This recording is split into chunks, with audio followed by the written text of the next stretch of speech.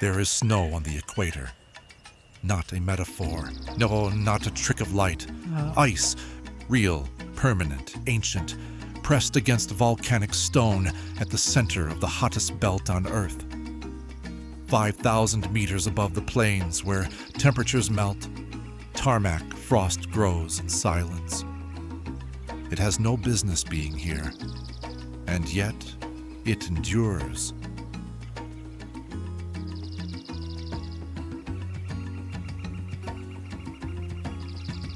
And 1,500 kilometers to the south, the ground shakes, not from tectonics, but from a million animals running toward a river that will kill a quarter of them before they reach the other side. They run anyway. They have always run, because in this country, standing still is not an option.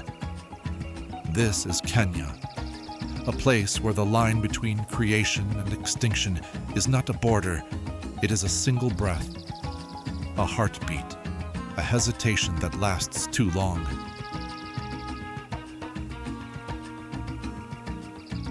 Here, elephants descend into caves so dark they navigate by memory alone, scraping salt from walls they cannot see.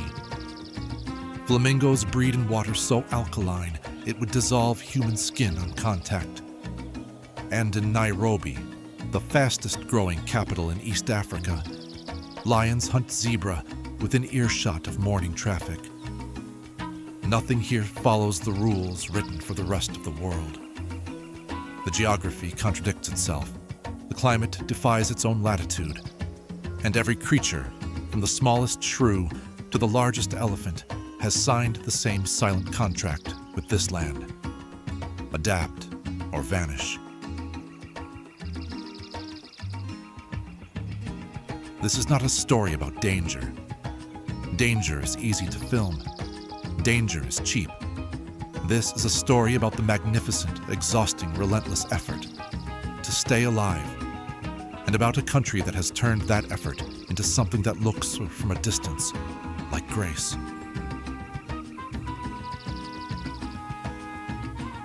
Nothing in Nairobi happens gently.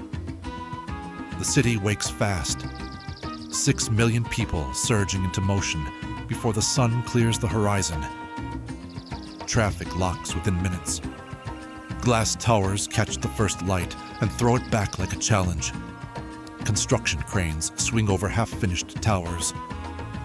The noise builds like a wave that never breaks, just rises and rises and holds.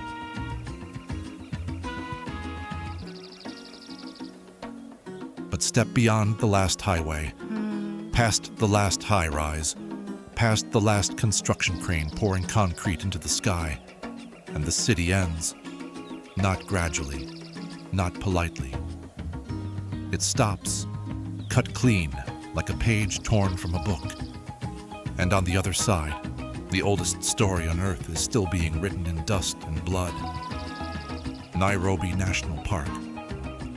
117 square kilometers of raw, open savanna, pressed against the glass towers like a predator crouching beside a fire it does not understand and does not fear.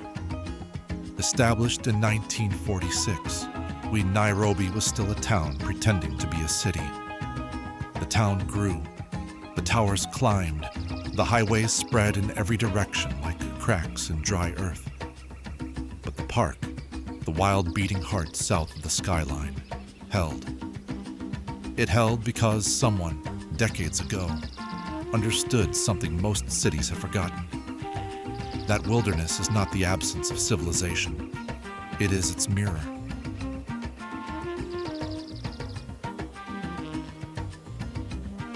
The lions here do not behave like lions elsewhere. They have learned the geometry of the city, where the fences end, where the noise thins, where the grass grows tall enough to erase a body. They hunt at dusk and through the cool hours of night, shadows sliding through savanna so thick it swallows them whole. They listen, not for prey, but for weakness. The panic in a zebra's breathing, the hesitation in an antelope's turn, the fraction of a second when instinct fails. And when that moment breaks, they strike with a violence that is over before the sound arrives.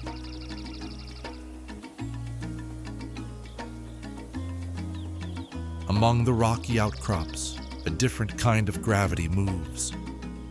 The black rhino, 1,000 kilograms of suspicion wrapped in 60 million years of prehistoric armor. They look invincible, untouchable, built to outlast everything, but they are terrified. A snapped branch is enough to send them crashing through the bush and into shadow. Their eyes are small, nearly useless at distance, but their ears, wide, rotating, tireless, catch every frequency the savanna carries. Every rustle in the dry grass, every misplaced footstep on loose stone, every shift in the wind that might carry the scent of something that does not belong. They have survived ice ages, volcanic eruptions, and the slow grinding of continents. They have not survived the last 60 years of poaching. What geology could not break, a bullet did.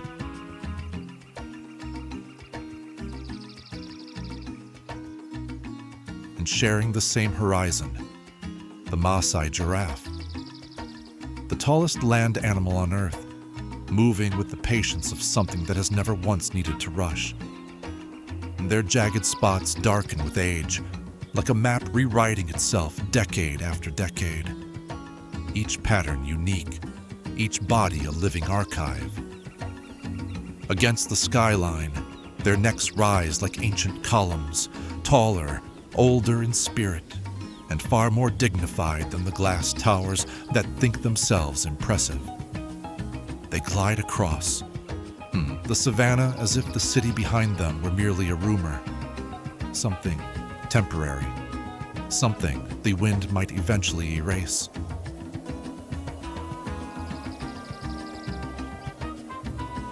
This is Nairobi's paradox, a question carved into the edge of a metropolis, asked every single morning, answered by no one. How long can the glass and the grass coexist? How long before one of them folds, and which one bends first?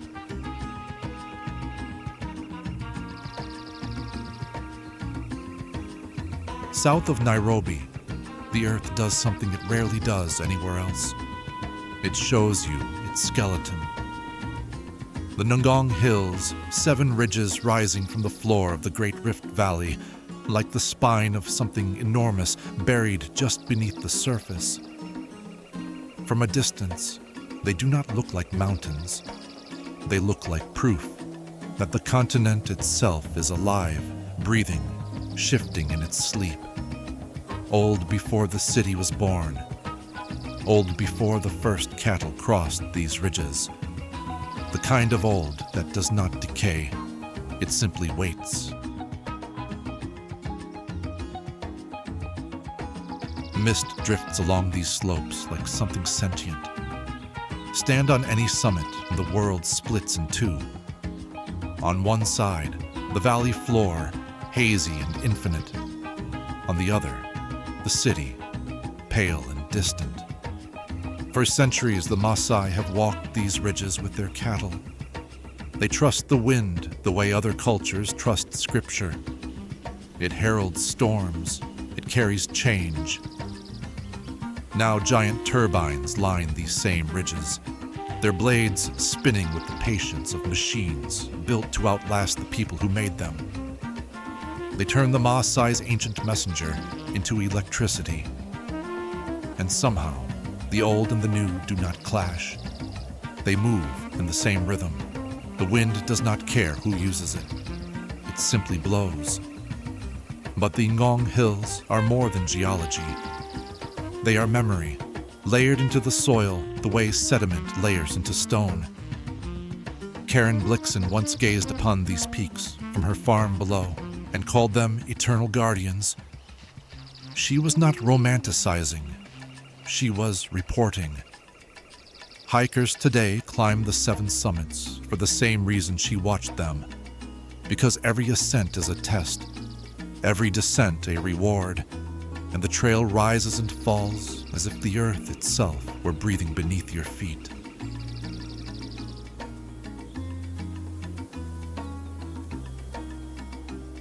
Hell's Gate does not arrive gently.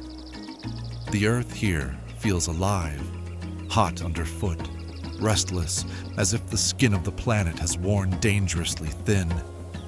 Steam hisses from fractures in the stone, carrying a sharp mineral scent, sulfur and iron, a reminder that this landscape was carved by forces far older and far less patient than anything human. Cyclists ride through this valley because the scenery demands it. But every blind turn carries tension. Cape Buffalo graze in the open, heavy, silent, unpredictable. The guides here teach a single rule, and they teach it only once. Never assume the buffalo will move first.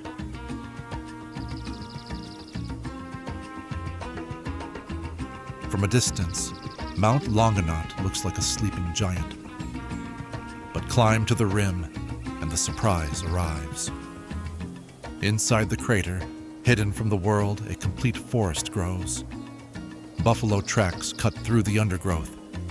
Colobus monkeys swing through the canopy, using the crater itself as a fortress. Everything that survives inside Longonot has adapted to isolation.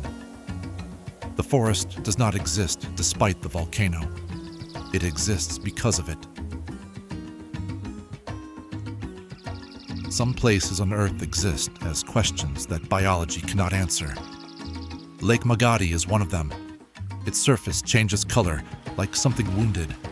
Blood red at dawn, neon pink by noon. These are not reflections, they are alive. Extremophile bacteria stain the water from within, feeding on chemistry so hostile it would dissolve human skin on contact.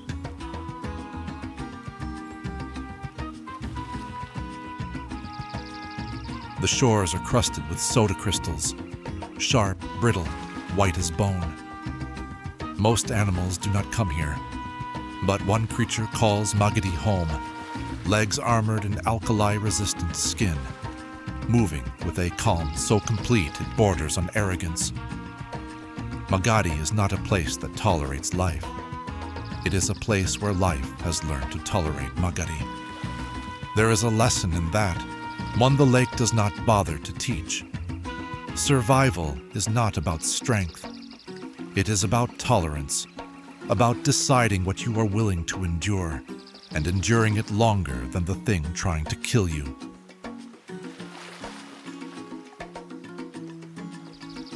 "14 Falls" does not whisper. It detonates. The Athi River arrives at this gorge as if torn apart, splitting into 14 white cascades that plunge into the stone basin below. Each stream carries its own voice.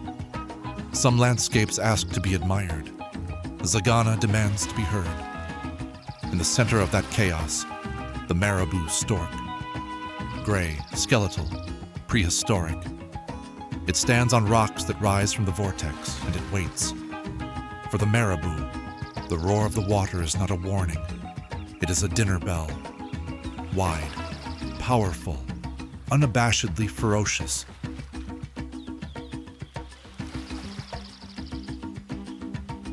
Lake Naivasha looks like peace painted onto a canvas. Everything about this place whispers safety. That whisper is a lie. Hidden beneath that calm is Africa's most unpredictable heavyweight, the hippopotamus. 2,000 kilograms of bone and muscle wrapped in skin 3 centimeters thick. Most fatal encounters in Africa begin exactly the way Naivasha begins. Quiet, harmless, beautiful. Then, in the space of a single breath, brutal.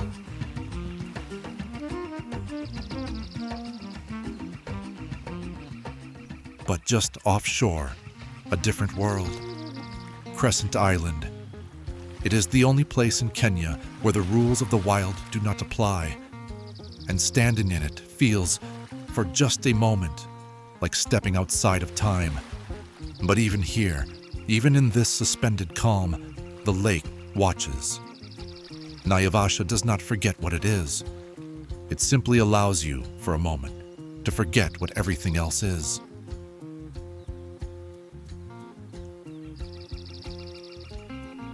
Further north, Kenya stops pretending. The earth turns the color of dried blood. Trees become suggestions, clinging to existence with roots that reach 30 meters underground. This is Samburu, and everything that lives here has earned its place through a kind of endurance that borders on defiance. There is no abundance here, no second chances. The land gives once, and if you miss it, you wait. Sometimes for months, sometimes for years.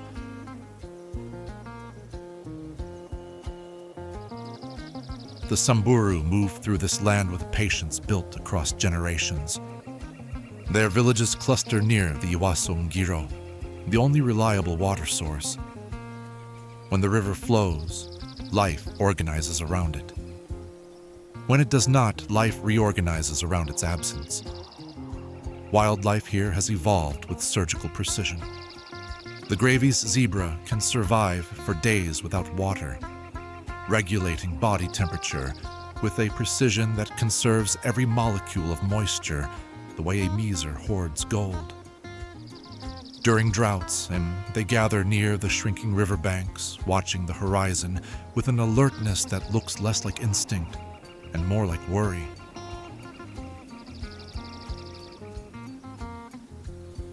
Mount Ololokwe, a vertical fortress of dark stone erupting from the desert floor without warning. But the summit tells a different story. For Samburu elders, Ololokwe is not a mountain. It is a courthouse, a temple, a library. This is where decisions are made, where spirits are honored, and where the past is preserved.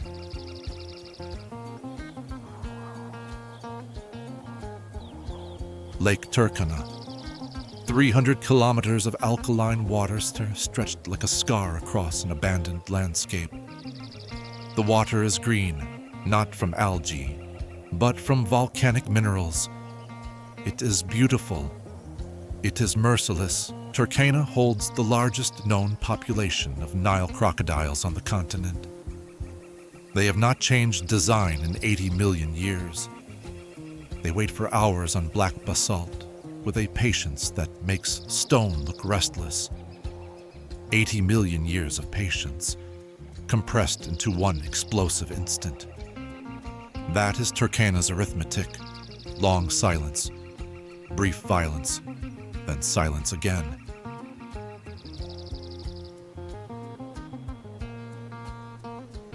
Along the eastern shore lies Kubi Fora, one of the most important archaeological sites ever unearthed. The ground beneath your feet here holds the memory of the earliest hominins, beings who lived nearly 2 million years ago. This is where the human story begins, beside a jade lake, under a sun that has not changed its mind in 2 million years. And we build monuments to remember. Turkana simply remembers. The dust is the monument. The bone is the text, and the wind, patient, indifferent, eternal, is the only librarian this archive has ever needed.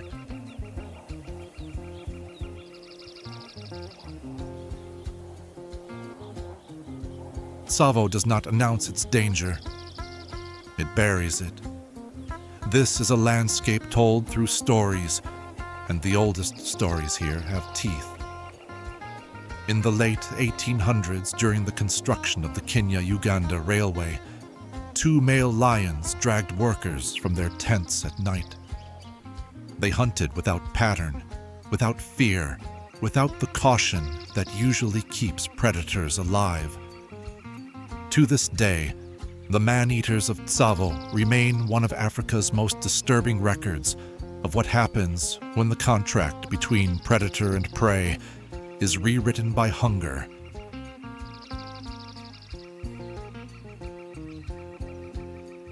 But Tsavo's most iconic inhabitants are not its ghosts.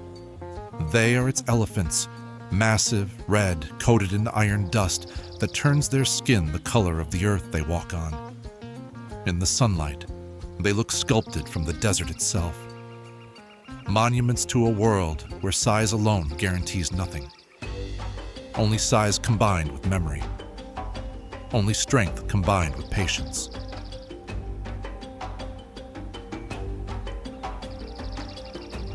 Along the coast, the story changes language.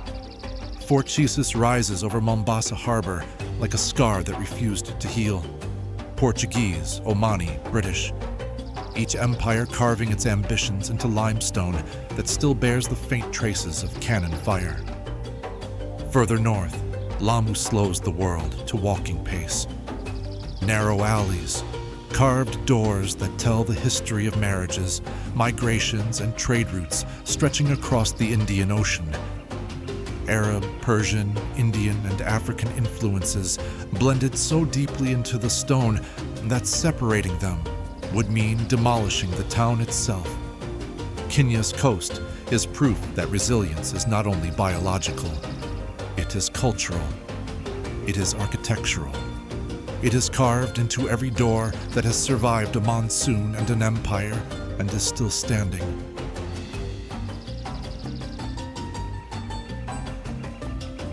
And then, Amboseli, the view that silences every voice that has ever tried to describe it. Kilimanjaro rises behind the plains like the last word in an argument no one can win.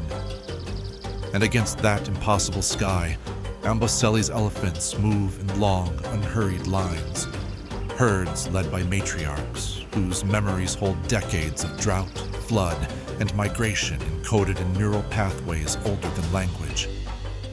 Their tusks sweep the ground like curved pillars.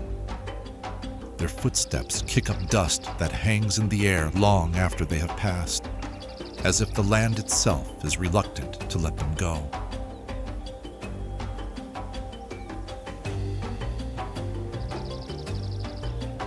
Nothing prepares you for the sound of the Great Migration. It begins as a rumble, felt in the chest before the ears register it. Then dust, then the plains themselves begin to move. More than 1 million wildebeest, joined by zebra, by gazelle, by every animal that has decided today is not the day it dies, surge across the Masai Mara in a single, unstoppable flood. On the far bank, the lions wait. They do not attack the herd. They attack the math, targeting those who panic, who stumble, who stray one step too far from the mass. Lions understand chaos better than any predator on this continent. They read it the way mathematicians read equations. They move only when the pattern breaks. One burst, one kill, and the plains reclaim another life. This is nature's most brutal and most astonishing calculation, repeated year after year with a precision that makes instinct look like prophecy.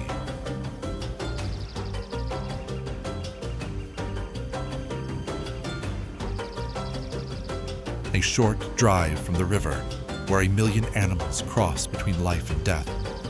A Maasai village stands in the last light. Huts arranged in a circle. Cattle settling for the night. Warriors leaping skyward in the Adumu, not for spectacle, but for proof. Proof that the body still works, that the breath still holds, that the courage passed down through centuries has not yet been diluted by a world that no longer understands what it costs.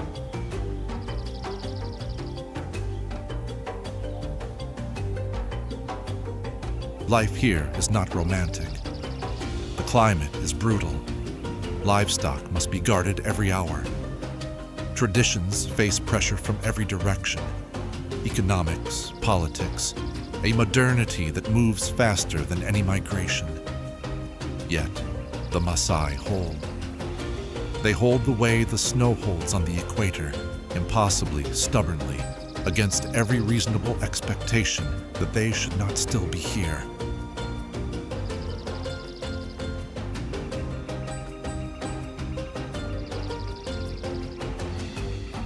Kenya is called dangerous, and it is, but not for the reasons any signpost could explain.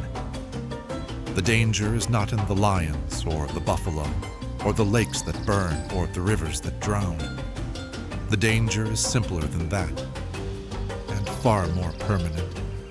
It is this: once you have seen a country where every single heartbeat is a victory over something trying to end it, where snow fights the equator and wins, where flamingos dance in acid and elephants navigate darkness by memory alone. Once you have stood inside that rhythm, you will spend the rest of your life trying to find it again.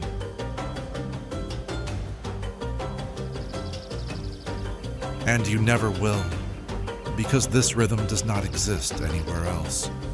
It belongs to Kenya, to the dust, to the bone, to the balance of blood and silence.